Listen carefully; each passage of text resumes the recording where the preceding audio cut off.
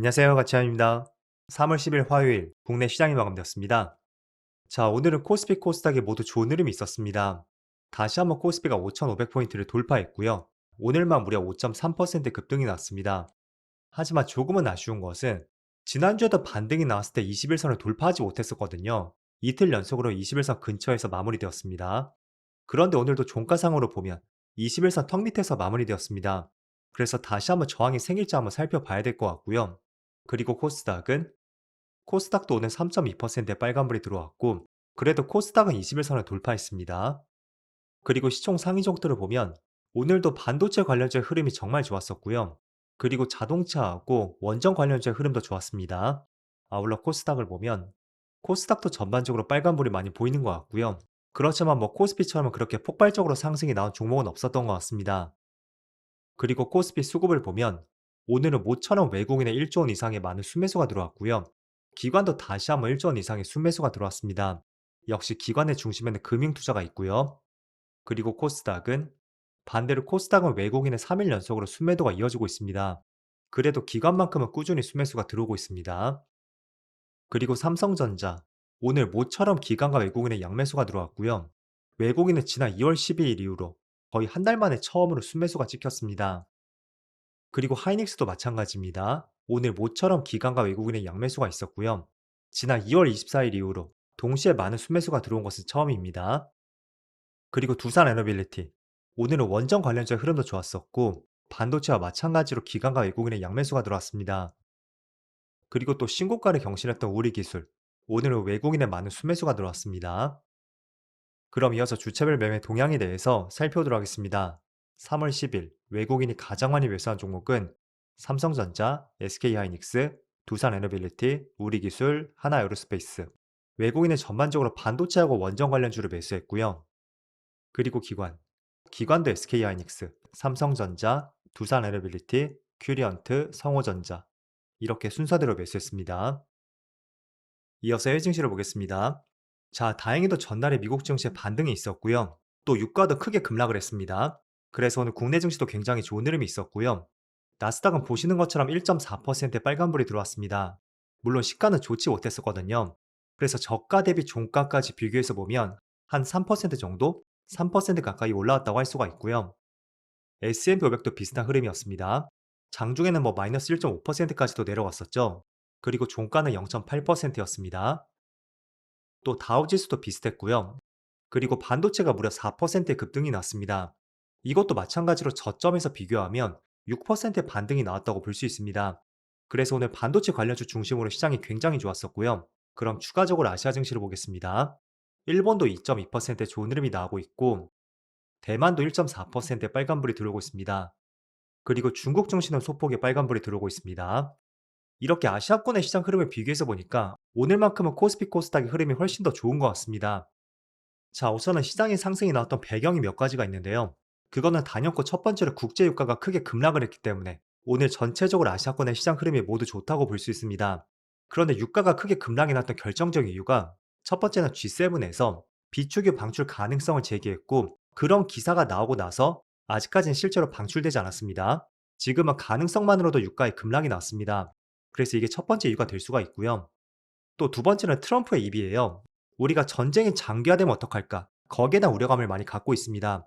그런데 생각했던 것보다 더 빨리 끝날 가능성을 제기했고 또 호르무즈 해협에 대해서도 미군에서 장악을 검토하겠다는 발표가 있었습니다. 그래서 그런 부분이 전체적으로 유가의 급락을 야기시켰다고 생각이 되고 자, 지금 현재 국제유가의 추이를 볼게요. WTI 기준으로 현재는 90달러를 가리키고 있고요. 이거를 일봉상의 차트로 보겠습니다. 자, 어제는 장중한테 120달러로 터치를 했었는데 오후장부터 계속 꺾이기 시작하면서 제가 자기 직전에는 거의 100달러 정도? 그 정도를 유지를 했습니다. 그리고 오늘 아침에 눈을 떠서 보니까 81달러까지 유가가 떨어졌더라고요. 한마디로 어제는 30%의 폭등이 나왔다면 고점 대비 저점까지 30% 이상의 폭락이 나왔다고 볼 수 있습니다. 그래서 지금은 배럴당 90달러 근처에서 횡보를 하고 있고요. 아무튼 고점에서 크게 유가가 꺾였다는 것은 저는 개인적으로 여기에서 한 차례 뛰어 올라간다고 해도 이미 고점은 나왔다고 생각이 됩니다. 즉 어제의 고점 120달러였죠. 그게 이번 전쟁 리스크에서 최고 고점이 될 것이고요. 아마도 그 고점은 돌파하지 못할 것 같아요. 자, 비슷한 예시로 말씀드릴게요. 지난 23년도 당시 에코프로의 주가인데요. 그때 고점을 한 차례 형성하고 나서 위에 긴 꼬리가 달렸습니다. 그리고 파란 음봉으로 마무리가 되었죠. 그럼 기본적으로 어떤 지수든 주가든 가파르게 상승이 나오고 나서 윗꼬리를 달고 또 파란 음봉으로 마무리되었다라는 것은 여기 위에 가장 윗부분이 고점이 될 가능성이 매우 높습니다. 그래서 저는 어제도 말씀드렸지만 개인적으로 유가 관련주들 또 방산 관련주 이쪽에 대한 관심도는 저는 그렇게 크진 않고요. 오히려 지수를 추종하는 종목들이 있죠. 반도체, 원전, 2차 전지, 자동차, 로봇 이쪽에 조금 더 관심을 가져보자는 말씀드리겠습니다. 자, 물론 유가가 한 차례 급등이 나오고 어제 밤부터 오늘 아침까지 크게 급락이 나왔습니다. 그래서 유가가 이제 뛰지 못할 것이다. 그렇게 단정지어 볼 수는 없습니다. 지난번에 에코프로의 차트를 보듯이 크게 급등이 나오고 또 큰 급락이 나왔습니다. 하지만 되돌림이 또 나오기도 했었거든요. 그 이야기는 제가 어제의 고점 있죠. 그게 이번 전쟁 리스크에서 가장 고점이 될 가능성이 있다고 의견을 제시해도 충분히 한 차례 반등에 대해서는 나올 수도 있습니다. 그래서 지금이 배럴당 $90잖아요. 때문에 뭐 $100 초반까지도 올라갈 수도 있고요. 그런 부분을 조금은 생각을 해보셔야 됩니다. 뭐 그럴 때마다 유가 관련주라든지 또 방산, 에너지 이런 관련주들이 또 뛰어 올라갈 수도 있습니다. 하지만 그거는 조금은 단기성 테마 이벤트가 될 가능성이 있고 이제 유가의 방향은 정해졌다고 생각이 돼요. 사실상 이번 이슈의 고점이 될 가능성이 있고 그렇다는 것은 고점 박스권 횡보라든지 또 전쟁이 빨리 끝난다면 추세 하락에 대해서도 기대감을 가져볼 수 있는 시점이라고 보고 있습니다. 그럼 테마주들에 대해서는 뭐 하루 이틀 단기 상승이 나올 수도 있고요. 또 하루에 큰 변동을 야기시킬 수도 있습니다. 그래서 가급적이면 지금 시장에 정직한 종목들, 지수 추종 관련주를 조금 더 관심을 가져오시고요. 이번 주도 그런 종목들의 흐름을 계속 살펴보세요. 자, 그리고 이번 주는 중요한 일정들이 있습니다. 일단 수요일 저녁에 미국의 2월 CPI 발표가 있고요. 또 금요일에는 미국의 4분기 GDP 발표가 있습니다. 그래서 오늘 유가가 크게 급락을 했다고 해도 지금 위치도 한 달 전과 비교하면 유가가 높은 위치입니다. 그래서 물가가 충분히 올랐을 가능성도 있고 그런 부분에 이번 주 수요일 CPI를 통해서 앞으로 시장에 대한 전망을 해볼 수 있는 키워드가 될 것 같습니다. 물론 유가가 CPI에 반영이 된다면 본격적인 것은 다음 달 CPI에 반영이 될 거예요. 그렇지만 유가 상승이 제대로 반영이 되지 않았던 2월 CPI에서 이미 물가 상승에 대한 조짐이 보인다면 저는 그것도 지금의 전쟁 리스크에 더해서 추가적으로 시장 하락을 야기시킬 수 있는 중요한 이벤트가 될 수 있다고 생각이 됩니다. 그래서 이번 주 수요일 저녁하고 금요일 저녁 있죠? 이때는 특히 한번 시장을 주목해 보시고요. 자, 그럼 오늘 시장 흐름이 전반적으로 굉장히 좋았었는데 그 안에서 특히 주목해 볼 수 있는 업종에 대해서 한번 살펴보겠습니다. 오늘은 전반적으로 뭐 방산, 유가 관련주들, 전쟁 관련주의 약세름이 있었고요. 그 외 업종들의 흐름은 굉장히 좋았습니다. 하지만 그래도 제가 꼽아볼 수 있는 것은 오늘은 반도체 관련주하고 원전 관련주, 이 두 개가 사실상 시장을 주도했다고 생각이 됩니다. 일단은 반도체 대장주는 삼성전자와 SK 하이닉스가 있죠. 그리고 원전 쪽은 두산 에너빌리티가 있습니다. 그리고 최근에는 우리 기술도 굉장히 주가 흐름이 좋단 말이에요. 그리고 원전의 흐름을 먼저 살펴보면 첫 번째로 두산 에너빌리티. 지금 이 종목은 6%의 빨간불이 들어오고 있고요. 물론 반도체보다는 상승폭은 그렇게 높진 않습니다. 하지만 우리가 지수와 비교해서 본다면 자, 밑에는 코스피 차트고요. 위에는 두산 에너빌리티입니다. 지금 코스피는 21선을 돌파하지 못하고 있죠. 오늘 반등이 나왔다고 해도 21선과 11선을 돌파하지 못하고 있습니다. 반면에 이 종목의 흐름을 보면 21선과 11선을 확연하게 돌파했고 또 3월 첫날의 시가, 그 시가 근처에서 약간의 저항이 발생이 되었습니다. 하지만 코스피 지수는 3월 첫날의 시가를 터치하기는 아직까지는 룸이 많이 남아 있습니다. 그래서 원전 관련주를 보면 확실히 코스피 지수의 흐름보다는 양호한 것 같다. 저는 그렇게 판단이 되고 그리고 이유는 두 가지가 있습니다. 며칠 전에 미국의 가스터빈을 7개 수주했다는 공시가 있었고요. 그 때문에 시간에서는 좋은 흐름이 있었지만 다음날 지수의 폭락과 함께 어제 마찬가지로 이 종목의 주가 흐름도 좋지 못했습니다.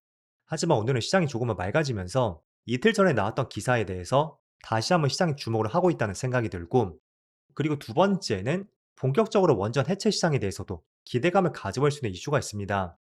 시장 규모가 무려 11조 원이라고 하는데 이게 국내만에 한정된 뉴스거든요. 그래서 고리 1호기인가요?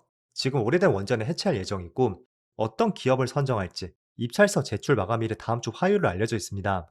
그래서 시간이 임박한 만큼 기대감이 지금 상존해 있다고 생각이 되고 최종 낙찰자는 3월 말에 예상이 됩니다. 그래서 원전 관련주들, 뭐 원전을 짓는다고 하면 여러 가지 기업들과 기술들이 집약이 될 거 아니에요. 하지만 해체할 때도 마찬가지예요. 지었던 기업들이 그대로 해체 시장에도 투입이 될 수가 있습니다. 자, 그래서 오늘 원전 관련주를 시장 흐름이 굉장히 좋은 것을 알 수가 있고요. 우리 기술도 마찬가지로 직전 고점을 돌파하면서 다시 한번 역사적인 신고가를 경신하고 있습니다. 만약에 해체를 한다면 이 기업도 투입이 될 수밖에 없겠죠. 특히 이 기업은 소프트웨어 제어 기술을 보유하고 있기 때문에 해체 시장에서도 필요할 것으로 보여집니다. 그래서 오늘은 원전 관련주가 시장을 크게 주도하고 있고, 또 반도체도 마찬가지로 시장을 크게 주도하고 있습니다. 하지만 오늘 반도체 관련주의 상승폭이 조금 더 크다고 해도 첫 번째로 두산 에너빌리티, 이 종목에 비해서는 조금은 흐름 자체는 탄력도는 떨어지는 것 같습니다. 어쨌든 오늘만큼의 상승폭은 크다고 할 수 있지만 전체적으로 반도체 관련주 이 두 개는 지수의 흐름만큼 상승이 나오고 있거든요. 삼전도 지금 21선 근처에서 움직이고 있고 하이닉스도 마찬가지입니다. 하지만 오늘은 시장이 조금은 정상화되는 과정에서 반도체와 원전주에 가장 좋은 흐름이 있었다는 것은 앞으로도 전쟁 리스크가 조금은 완화가 된다면 가장 첫 번째로 관심을 가져야 될 업종이 되지 않을까, 그런 생각을 할 수 있었던 시장이었습니다. 자, 그래서 조금씩 시간이 지나면서 전쟁 리스크도 조금은 완화가 될 것이고요. 그리고 어제 유가가 한 차례 폭락이 나왔던 만큼 계속 안정이 된다면 지수 관련주가 주목을 받을 수밖에 없습니다. 하지만 그 과정에서 유가는 한 번씩 또 튀어 올라가는 흐름은 있을 거예요. 저는 그럴 때마다 오히려 지수 관련주가 빠진다면 더 낮은 가격에서 관심을 갖기 좋은 시점이라고 생각이 되니까 이렇게 조금은 역발상으로 생각을 해보시는 것을 권장해 드릴게요. 자, 그런데 오늘 코스피가 21선을 돌파하지 못했다는 것은 한 차례 주가에 조정이 생길 수 있지 않을까? 이런 생각도 드는 시점인 것 같습니다. 어쨌든 시장 흐름 잘 살펴보시면서 여러분들의 계획들을 잘 수행해 나가시면 좋을 것 같습니다. 그럼 오늘도 정말로 고생 많으셨고요. 저는 내일 영상에서 다시 찾아뵙도록 하겠습니다. 모두 즐거운 저녁 되세요. 감사합니다.